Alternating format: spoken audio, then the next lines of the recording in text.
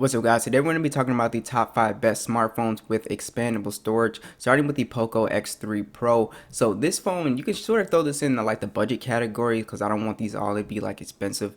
This is like $250 and it's a very good phone. One of my favorite phones this year. A plastic build, IP53 dust and splash proof.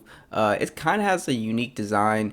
The display on here is one of my favorite things. I think it's a highlight. It's a 6.67-inch IPS panel at 120 hertz, HDR10 plus, and it's 1080p 395 for the PPI. Pretty slim bezels, punch hole. My only thing with the display is it doesn't get as bright as I would like it to, but man, the 120 hertz is no joke. It's very buttery smooth. It just feels like an extremely fast phone for a $250 phone. Now you do have the Snapdragon 860 on top of Android 11 and MIUI and the Adreno 640 GPU, along with micro SD support, again with 128 gigs of storage, 6 or 8 gigs of RAM. So basically this phone is a powerhouse, and that is definitely a highlight. This phone can pretty much play any game that you throw at it at high settings, no problem. So it is definitely a phone geared towards gamers on a budget. So I would highly recommend it for that. You do have stereo speakers, which sound actually pretty good, along with a headphone jack, as well as NFC and an infrared port. I actually use this phone all the time to control my TV, so I absolutely love that. Physical fingerprint scanner on the side as well, and again, a great place, works perfectly fine, absolutely love it. And you also have a quad camera setup on here, so the cameras are pretty decent. Not the best in this price range, but it's a 48 megapixel standard, 8 megapixel ultra wide, 2 megapixel macro, and 2 megapixel depth with 4K video, and a 20 megapixel selfie at 1080p. Basically, if you're in good lighting, you will definitely get a good shot out of this phone. I love the macro camera, the ultra wide is good. Like I said, it's a pretty good photo for a mid-range phone, so I don't have too many issues with image quality overall. Like I said, you can see the shots, you can see good detail, good color. It's fine for this price point. The real highlight with this phone is the 5160 milliamp battery with 33-watt charging. So basically this phone lasts all day for a light user. It's really 2 days of battery life for this phone. I cannot kill this phone in a day. It has excellent battery life. So the X3 Pro, definitely a great buy. Next is the Galaxy S20 FE 5G. I think this is overall the best phone for your average person because of the price to spec ratio here. It's got a plastic back with a metal frame on it, and it feels, it doesn't feel cheap. It feels solid, and it comes in some pretty nice colors. It's actually IP68 dust and water resistant, and it's a Super AMOLED 120 hertz display with HDR10 at 6.5 inches, 1080p 407 for the PPI. Absolutely beautiful display here as far as colors, good brightness, pretty slim bezels on here with the punch hole. The display is, it's what you expect from Samsung. It's a top-notch display here, so I absolutely love the display on here. It does have the Snapdragon 865 with Android 11 on top with MIUI, and this phone, of course, is going to get Android 12 and all that stuff. Adreno 650, again, another powerhouse when it comes to gaming performance. Check out my full gaming test. It does an excellent job. Call of Duty, Fortnite, PUBG, even the Xenos model I had did a very good job at gaming. So like I was saying, micro SD support is on this phone. 128 gigs of internal storage, 6 gigs of RAM. Stereo speakers are on board.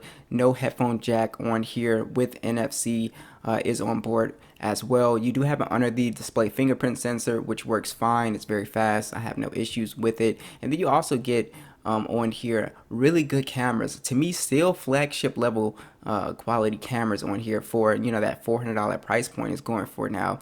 12 megapixel standard and 8 megapixel telephoto with a 12 megapixel ultra wide, 4K video at 60 frames, and then 32 megapixel selfie at 4K at 60 frames. So like I said, you're getting some really great stills on this phone, great color detail. The ultra wide is really close, 3x zoom on here. So the S20 FE is definitely still an excellent phone to pick up, and it still has pretty good battery life, a 4500 milliamp battery, 25-watt charging with reverse wireless charging, and your standard wireless charging.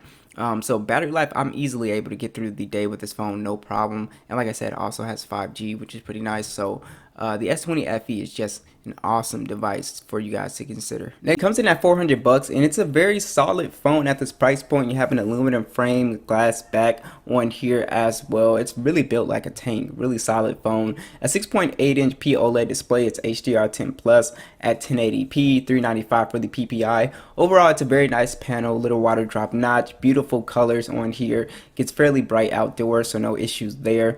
Mine is currently on the Android 11 update, which is really nice. Running the Snapdragon 865 and the Adreno 650 on here. So basically, this is an extremely powerful phone, especially if you pair it up with the dual screen case. It's just a powerful gaming phone and a powerful multitasking phone, so that is something that you should really consider if you're a powered user. You also have micro SD support, 128 gigs of internal storage, and 8 gigs of RAM. Now, in addition, this phone does have some amazing sounding stereo speakers, extremely loud, and also just excellent bass quality, good mids and highs. And in addition to that, you also have a 3.5mm headphone jack with the quad jack as well, which is really awesome. This phone also has NFC on board, as well as a fingerprint scanner under the display, which works, fairly fast. I don't have any issue with it. You also have pretty great cameras on the V60 as well. A triple camera setup, a 64 megapixel standard, 13 megapixel ultra wide, and a 0.3 depth sensor. You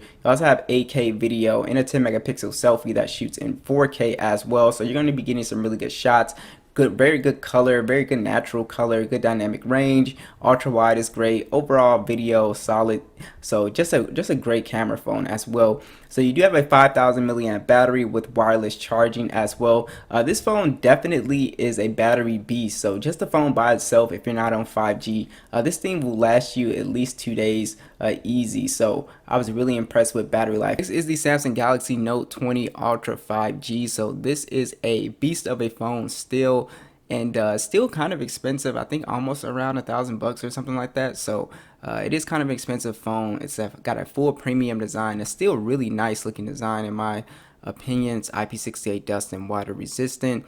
You also have a 6.9 inch display, so a massive display, dynamic AMOLED display. It's a full 1440p display, 496 for the PPI, and it's 120 hertz. Just a beautiful edge-to-edge display with the punch hole. And again, this phone has the stylus for people that want to do artwork on their phone, or you just want to navigate with the stylus in general.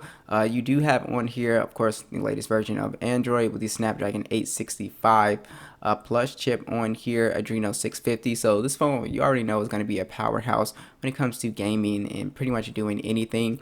And the big thing with this phone is it still has micro SD card support, 128 gigs of internal storage and 12 gigs of RAM on this guy. You also have on here stereo speakers, which sound excellent. No headphone jack on this guy, and you also have NFC on board. Fingerprint scanner is under the display, and you also have Samsung wireless DeX support. This phone will still give you, top tier flagship quality camera. It's a triple camera setup, 108 megapixel standard, a 12 megapixel periscope telephoto lens that does 50x hybrid zoom, and then you have a 12 megapixel ultra wide, as well as 8K video at 24 frames, and a 10 megapixel selfie that shoots in 4K at 60.